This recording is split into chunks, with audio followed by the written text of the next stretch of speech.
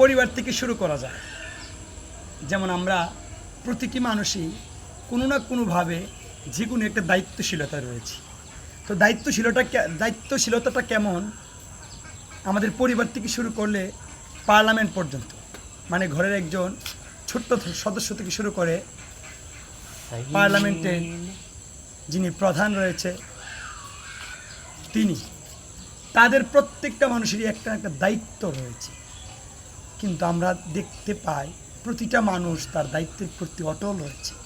প্রতিটা মানুষ তার পরিবারের প্রতি নজর আছে, স্বামী স্ত্রীর প্রতি, সন্তানের প্রতি, বাবার, এবং প্রত্যেকটা শ্রমিকের নজর আছে তার মনিবের প্রতি।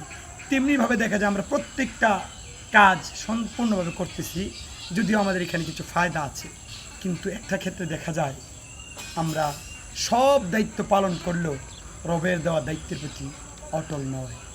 এজন্যই আল্লাহ বলে দিয়েছেন, ইন্নাহু লিরাব্বিহি লাকানুদ, ইন্নাল ইনসানা লিরাব্বিহি লাকানুদ। নিশ্চয়ই মানুষগুলি তার রবের প্রতি, পালনকর্তার প্রতি গাদ্দার, কারণ সে সবার হক আদায় করছে, একমাত্র রবের হক আদায় করছে না। অথচ সে কিন্তু অবগত রয়েছে, সে যে এক রবের বান্দা, রবের কিছু হুকুম তার উপরে রয়েছে, সেটার উপর অবগত আছে, কিন্তু সব দায়িত্ব পালন করার পরেও সে আল্লাহ তাআলার হুকুমগুলি পালন করছে।